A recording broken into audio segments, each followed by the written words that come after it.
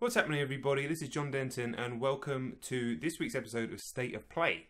Now, in this week's show, I'm going to be talking about how I think this could well be Nintendo's best year since 1992. Alright, on with the show.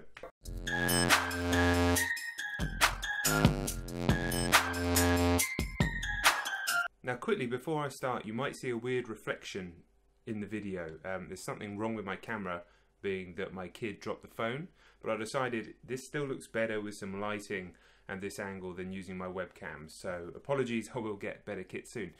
Now, I think it's been an amazing year for games, a phenomenal year for games, and I think we can all agree on that. The standard of releases so far, from the beginning of the year up until now, has been amazing, and there's some truly inspiring looking stuff coming up towards the back end of the year.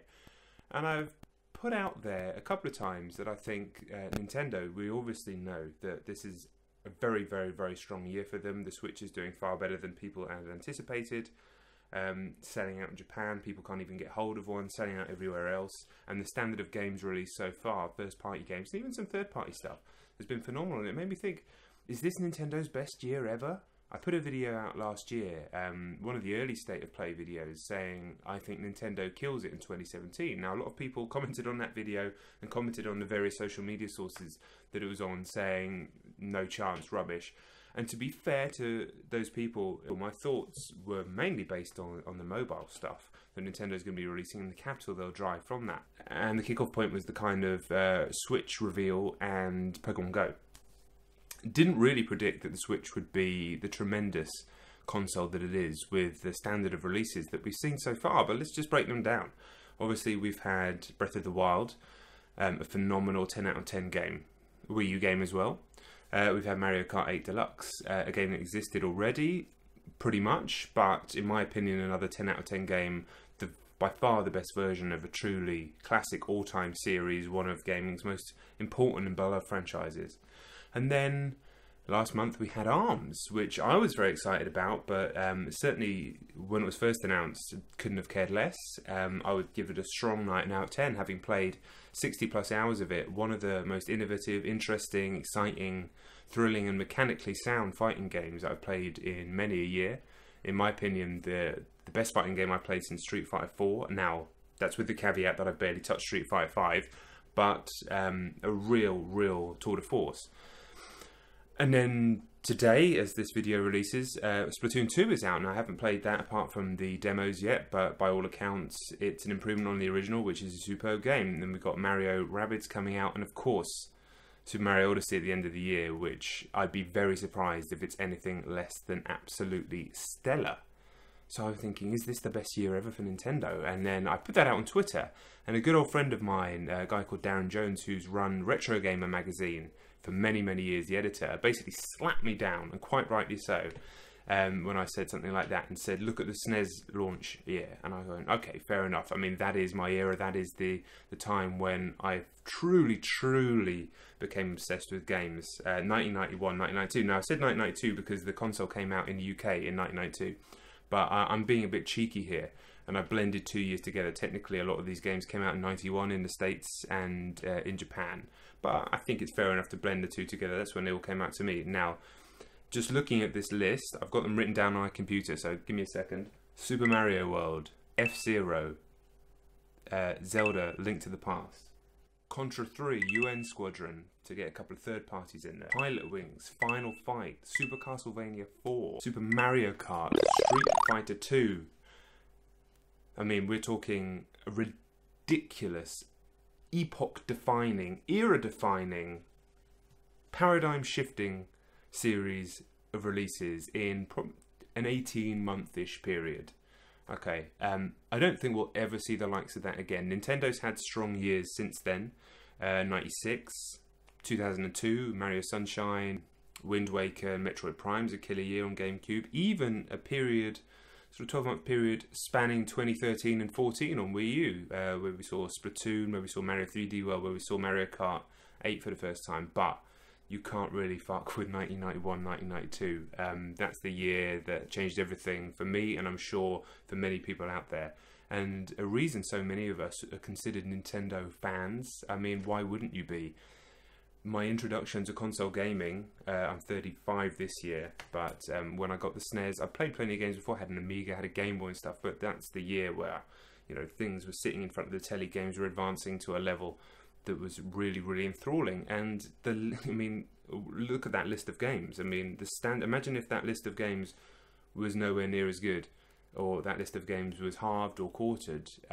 It just wouldn't have been the same. But the level of hits, the level of, I mean, these are like just 10 games that still influence modern video games now. Street Fighter 2 is still the sort of building blocks of every fighting game that exists right now in this, you know, 25-year-old game. But what a year we're having right now. What an amazing year. And is this video supposed to be some deep cutting insight into Nintendo's business practices? Not necessarily, not at all really. It's just kind of a celebration that Nintendo is capturing that spirit. I don't think it's ever been as strong as it was back then. I think it was on a completely different level to anybody else, and I didn't really understand it at the time. You know, I'd look at Mega Drive and other stuff, and all that stuff was cool as well. And I know there's Sega fanboys who will still fight the battle for Mega Drive / Genesis over Super Nintendo, and that's absolutely fine, but they're wrong. They're obviously dead wrong. But what a year we're having right now, and what a year was in 1992. I think this is Nintendo acting with a kind of confidence, a self-assuredness, not including this app fiasco on Switch. I'm not brushing over that. I'm not sweeping it under the carpet. That's released now, goes into full rotation today as this video goes up. And what a load of garbage that seems. You know, real letdown for the company. But apart from that, an absolute triumph of the year so far. And like I said, under new leadership, albeit under very, very sad and unpleasant circumstances, Nintendo seems to have refound that confidence, and in giving the reins to some of the younger staff and giving the reins to some of the younger creators in the company, we can see a freshness and a boldness returning to Nintendo's output. I mean, they've always been bold. Just look at the Wii 10, 12 years ago. But at the same time, for people like you or me, people that have been considered hardcore gamers or whatever you want to describe us as, the Wii, as good as some of the games were, just never really captured that same spirit as Super Nintendo in its pomp, as N64 in its pomp, as now Switch in its pomp. And I'm going to tell you an interesting little story. Obviously, I've been in this game for a while, and it might have even been 10 years ago, I went to a Nintendo press event. One of the few Nintendo press events I ever attended, as I've spoken about on previous videos. Never been that connected with Nintendo in a professional sense. But I went to a Nintendo press event, and they were showing off a bunch of DS games and some Wii stuff as well. I think it was around the time the Wii was launching. It's difficult to remember. But anyway, long story short, I sat in a presentation at the beginning before we had hands-on time with some of these games. And I don't know what her position was. I'm head of marketing for UK, something like that. A woman called Cami Dunaway. She gave a presentation, and the room, it wasn't really full of games journalists, because you can spot them a mile off, the plaid shirts and scruffy beard like I got now. You know what we look like. It was full of like mainstream journalists and business people, retail buyers, etc. And I thought, this is a really unusual room for a gaming event. I didn't recognise that many faces either. And she gave this whole presentation about how Nintendo as a company, the ideology was moving away. And she used this picture, and I'll maybe be able to find this picture on Google Images, but I doubt it. She used this picture of like a spotty teenager in like a denim jacket with a sort of punk haircut, like he was from the 90s, like a rad dude. As if that was everything wrong with gaming. And I remember that image, and I remember sitting there thinking, honestly, at the time, fuck you, Nintendo. We're the people that brought you to the dance. That's supposed to be me. That's supposed to be us, right? That picture there. Because they were saying we're now appealing to this, and it was families in white costumes, all that Wii lifestyle stuff that we had to put up with for years. And we're not really interested in this anymore. We're moving away from this. We're moving past this. And I felt like it was being directed at me and at us. And I remember sitting there, and I was thinking, this is outrageous. This is a real kick in the teeth. Now, this presentation wasn't necessarily for journalists, or hardcore journalists like me, but it really feels like that attitude has gone now from Nintendo. It's still very much a business. It's still very calculated. There's not, nothing wrong with any of these things. But that attitude, which I think they try to move away from with 3DS, try to move away from with Wii U, with mixed results, shall we say. I think that attitude has gone now from the company. I think Kimishima and everybody else is doubling down on the success. And you know, that directive, to be fair to Nintendo in Japan, may not have come from the top. That may have been something that the UK or European teams just focused on themselves and decided to go in that direction. And ultimately, it was just a slide in a PowerPoint presentation. But it spoke volumes to me at the time.